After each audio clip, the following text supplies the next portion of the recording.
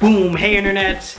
Adding a mascot to your clothing brand can help you add dimension and can maybe help you get more of a fan base. We're gonna talk about it on this video right now. John Phenom, clothing brand mentor. I've been working professionally in fashion and apparel development for well over 2 decades. Adding a mascot or a character to your brand is nothing new, but I don't think enough brands think about it or take advantage of it for their own brands. Now, if you look back on my videos, I've talked about this before. I've talked about this and a couple other things on my course, Expanding Brand ID. Hence, I made the course because there's a lot of little details of things you're probably not thinking about that can help move your brand forward in a graphic or aesthetic type of way. Now, this is a little bit of an announcement video on top of helping you or reminding you about this element because I'm using it myself. I am walking the talk. So I've talked about it before and I'm doing it with my own brand, Non-Beta. So you can actually see the benefit of me using this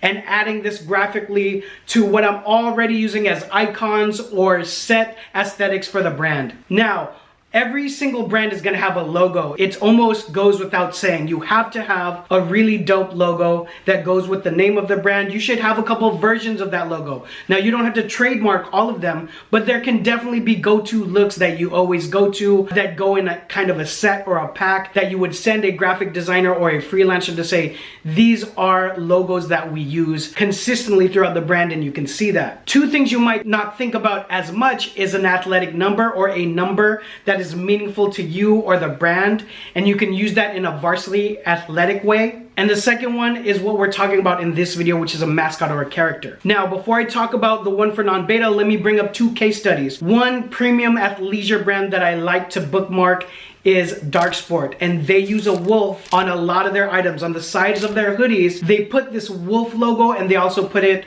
on like their athletic shorts. They use it in embroidery, they use it in print. It's very iconic for this brand. The second, which is like my ultimate example, is how Ben & Bobby used it for the hundreds and created the Atom Bomb. And Atom Bomb has developed into a life of its own.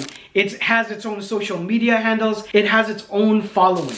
So you know when the mascot or the character from your brand has its own social media following, it's more than successful and has gone far beyond being another tool that you can use graphically in your toolbox to create more looks and more concepts. For me, I did a hardcore launch in 2023 of Non-Beta, and in that time, of course, I thought about this concept. I knew that I had to use it, and so after going back and forth with looking at different possible characters, different animals, looking at different storylines and different fables, also maybe creating some sort of new character or thing, I landed on the Pastel Panthers. So moving forward throughout the brand, you're gonna see me use the Pastel Panther in a lot of design work. And for me, the meaning for me is that a panther might already have some sort of connotation or idea in your mind, be it from being a superhero or the Black Panther movement in days past. I like that a panther can move silently throughout the jungle, but still be vicious and strong.